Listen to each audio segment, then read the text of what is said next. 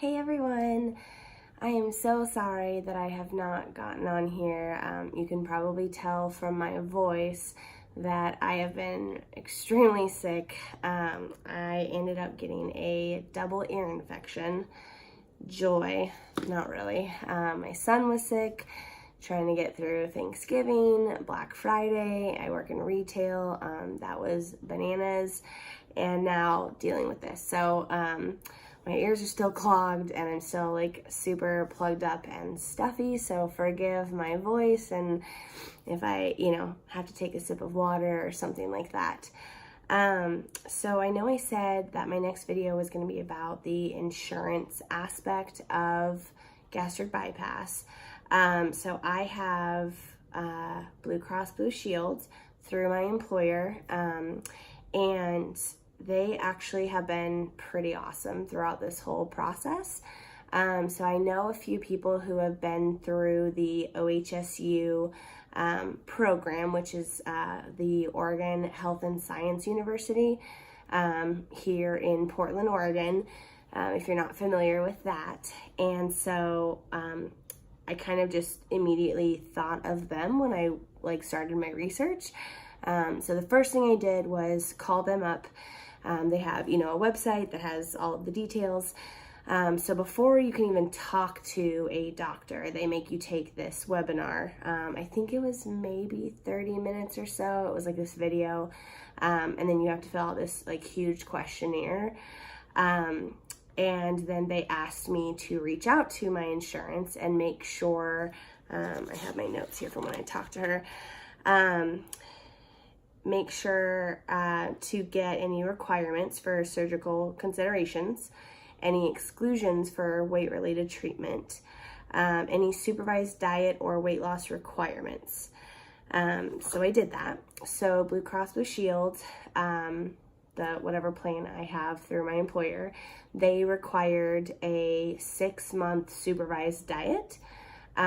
They also required a certain BMI, which for me it was 40. If you are between 35 and 40, however, with two, I don't want to call them illnesses, but two, other symptoms such as diabetes, PCOS, anything like that, then you could potentially get approved below the 40 BMI mark. And then they also only will allow you to attend certain facilities. So I can't remember exactly what she called it, but it was like a certain rating, and OHSU was their top pick. So it was perfect that I had already reached out to them and tried to, start the process through them. So then after I did that, I had my first appointment, my consultation with the nurse practitioner and the dietitian and a physical therapist all on the same day. And that was the, program requirements through OHSU, not necessarily my insurance. And so that was July 26th of 2018. And the physical therapist was kind of like, why are you here? I don't have the physical limitations that a lot of obese people have. So I think that's one thing that I was excited about and sort of proud of, that, I'm already going to the gym. I don't have any, injuries or any limitations physically. And so I think that's really going to set me up for success once I have surgery. And we kind of talked about that. So the nurse practitioner took me through just, a ton of questions. We talked about family history, why I was doing the surgery. And then she kind of told me about this homework that I had to do, after meeting with, the dietitian in that first initial visit. So my homework included a full blood panel, a consultation with a psychologist, a sleep study, and 2 weight loss classes. I'm trying to think if there was anything else. Oh, and I did need to set up a primary care physician, and they recommended that I get a mammogram just because of my mom's history and my family history. So, yeah, I kind of just dove right in and started the process. So I can tell you, when I first met with everyone, I was 235 pounds. Sucks to kind of, get there. And, she kind of looked at me and she's like, I'm sorry, but I have to write down that you're morbidly obese. And like, you just, the dagger in the heart, which is crazy because literally a year and a half ago, I was in the, extremely athletic category. So that was kind of hard to hear. And at that time I was doing sort of keto. I had been struggling with that. I hadn't lost a ton of weight on it, but I, had started keto for a few months before I started this whole, journey into looking into bariatric surgery. So then, I left them, made all my appointments, went and had my blood work done, met with a primary care physician, and then from there, I had my second appointment on August 22nd. And, going in that day, I was 1 pound down. And kind of meeting with the dietitian, she, didn't love the idea of keto, thinking, it's very high fat. It's not necessarily sustainable for the rest of your life. Not necessarily realistic in terms of, having a treat here, a holiday there. So, she wanted me to try more of a just overall like clean eating, and we talked about foods and all that stuff. So I went home and kind of, third month coming in, it was September 17th, and I was up to 241 pounds. And I had like a full-on meltdown in her office. I met with a dietitian that time only, and, coming off of keto, she said that a lot of people do gain a little bit of weight because you're introducing those carbs back into your life. Because I was pretty much doing, 10 to 20 grams of carbs a day when I was doing keto. I was like pretty strict on it until like, I went on vacation or something. So, that was intense. So I was like, okay, like if I'm going to even be approved for this, okay, back up. Sorry, I forgot to say this. At my first appointment, they gave me a 5% weight loss goal. So, the insurance doesn't necessarily want you to lose weight prior to surgery, but the program required that I lose 5%. So that was 12 pounds. So obviously, halfway through the program, I'm going in the wrong direction. So that was pretty alarming. So, I had a meltdown, go in the car, call my husband, cry, call the best friend, cry. It was hard. And I just knew like something's got to give. Like, you've done this so many times before, like, how to lose weight. It's a matter of keeping it off that you really struggle with. And so I just kind of had to like look inside myself and be like, get your shit together, Sam. Like, what is going on? Everything in moderation, when like, I know I shouldn't have, chocolate in moderation. Like, not when you're trying to lose weight for a program and for a purpose. If you're just sustaining, then yeah, everything in moderation. That's why I'm doing this surgery, or wanting to do this surgery, because my body right now does not allow me to do things in moderation, especially if I'm going to lose weight. So fast forward, next appointment was the 26th of October. I had my first class, my first weight loss class, and my sleep test that day. I took it home. So the class, it was kind of like, I didn't get a whole lot out of it. I see why they do it. I think they want you to, sort of get a community going and, be able to talk about struggles and talk about things that are working, and, how's the diet going? How are things like coming along? One person sort of hijacked the whole class and just talked about herself the whole time, that it wasn't necessarily like in broad terms. It was very like specific to her and her illnesses. And the dietitian who was leading it, she really tried to like bring it back and like, say, you need to talk to your physician, you need to talk to your dietitian, like, and she just kept going. So I was just sort of like, bye, you know, I wasn't like super impressed, or, you know, like I didn't learn anything that I like had never heard before. So I went away with that. November 2nd, I had the appointment with the psychologist. We sort of talked about all of my history and, you know, up and down. And I was really nervous because if you don't get passed by, you know, the psychologist, then you can't have surgery. So it was really great to hear, you know, at the end of that appointment that, you know, she approved me, and thought that I, you know, would really benefit from the surgery, but that she wanted to have follow-ups with me, particularly pertaining to sleep therapy.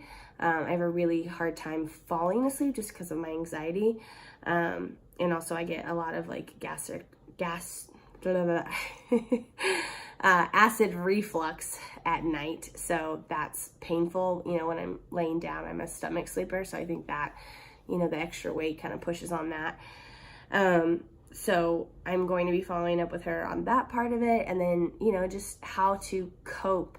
You know, I told her I'm eager to know, you know, different things to, you know, cope with emotional distress, or, you know, different emotions. Like I would normally want to go eat a burger, and like, how do I establish new habits now that I have a child? You know, I can't just go to the gym for 2 hours after work if I've had a bad day. Like, it doesn't work that way. So how do I cope with, you know, those things? And so we talked about a few exercises, but I'm going to be going back and seeing her. I really connected well with her, and I felt really good about that process. So the next appointment was November 19th. I went through my sleep results, and then my second class. That class I got way more out of. We talked a lot about vitamins. One huge thing that I did not know, or I don't know how I like, you know, just you know, like you miss a lot of things, you know, because there's so much to learn. But you obviously are taking these big old hunkin', you know, vitamins for the rest of your life. Well, I didn't realize it's 4 times a day for the rest of your life. So that's going to be, you know, a big one. You know, I'm trying to like sort of plan, like, do I put a bottle of the vitamins at work? You know, I know when I was training for the bodybuilding show, I had a timer on my phone, you know, every 2 hours to remind me, an alarm went off to remind me to eat. I think I'll, you know, definitely do something along those lines to take my vitamins, because, you know, just like almost everyone I think who looks into this surgery, I'm worried about hair loss. You know, I didn't go through a whole lot of it postpartum, you know, a little bit, like you can see, you know, my little baby hairs right here, but I had more breakage than like actual loss. And, you know, I've seen some pretty severe hair loss, you know, from bariatric patients. So, you know, that's obviously a concern. Getting your protein in is a concern, you know, all of the above. So we talked a lot about, you know, post surgery and what the diet's going to look like and the timelines. You're not on liquids for quite as long as I even thought. So that was really exciting, you know, to kind of go through that. I also got my sleep results back, and I do have sleep apnea. On a scale of 1 to 5, they, you know, anywhere in between 1 to 5 is like normal. I'm a 5.3. And so, you know, she did say I have, you know, sort of a small airway. I have a slight deviated septum. So with the weight loss, it might go away. And so we're going to retest after the surgery. And I know for a fact, you know, my husband has commented, like, now that I've gained weight back, like I'm snoring again. So I think some of that's the weight gain. I'm hoping that I don't have to wear, you know, a CPAP for the rest of my life. But I should be getting that in the next week or so. So those were all kind of the requirements for the program itself.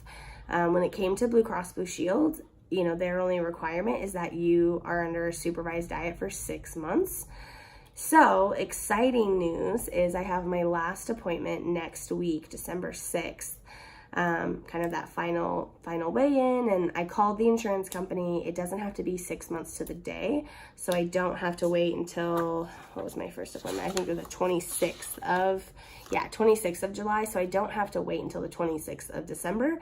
It just has to be an appointment sometime in December. And then they submit for the actual surgery, which I've heard can take, anywhere from a week to 3 weeks. And then after that, you have the consultation with the surgeon and then schedule a surgery date. So far, really easy with Blue Cross Blue Shield. I have not, had any issues.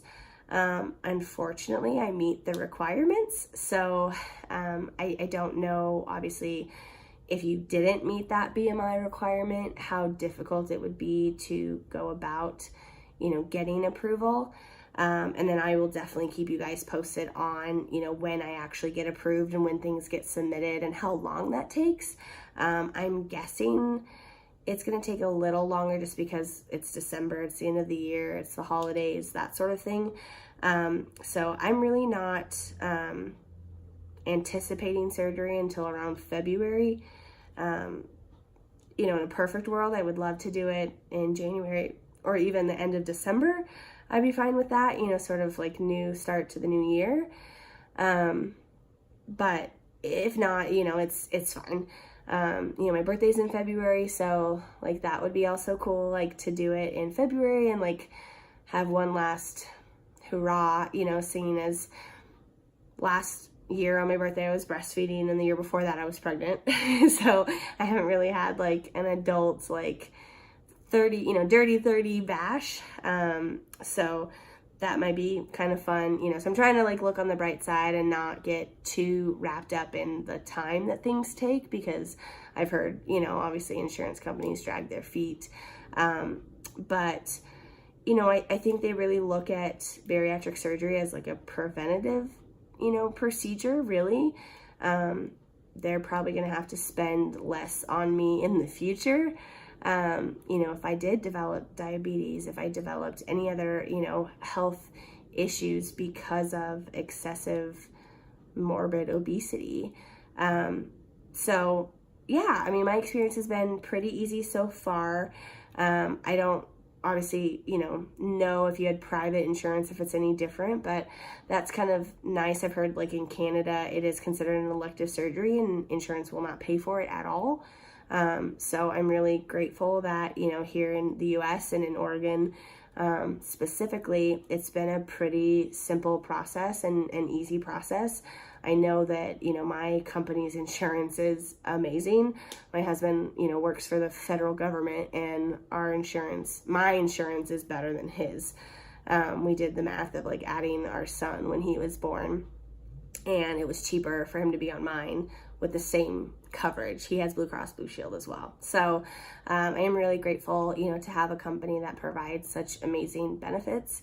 I've been told that the surgery is around $1,100 out of pocket, which for, a possibly like $13,000 plus, procedure, I'm okay with, $1,100. Like that's nothing. That's less than my C-section that I ended up paying for. So I'm excited, I'm really looking forward to the future. So weight, check-in. So obviously I've been sick. I've been eating a lot of chicken noodle soup, which is full of sodium. My body is super sensitive to water and sodium. So I've definitely been retaining water. I noticed, almost a 9-pound increase. My last appointment in the morning when I weighed myself, I was at their goal weight, which was 224. When I got to the, doctor with my clothes on and everything, I was 227.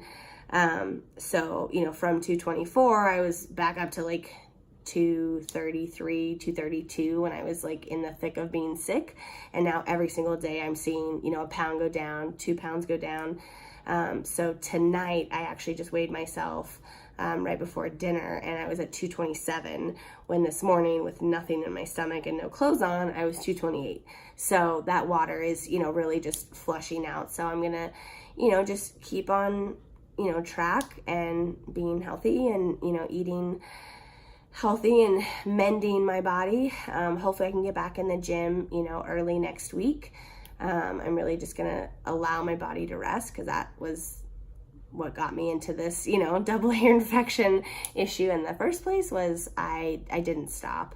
And I think that's pretty common, for women and for moms and working moms. So yeah, I know this was a little bit longer than my normal videos, or the last couple videos I should say, but thank you if you've lasted this long. Thank you for watching. And if you like my content, and if you have ideas of something else that you would want to see, leave it in the comments section below. And I'm so excited to be meeting so many more weight loss surgery patients, or people who are considering it. So I'm really excited to kind of join the community here on YouTube. It seems pretty tight-knit, and everyone really helps each other out and supports each other. So I'm really excited. And if you have questions or anything, please just let me know. I hope everyone has a wonderful day, and I will update you guys after my next appointment next Thursday. Okay, bye-bye now.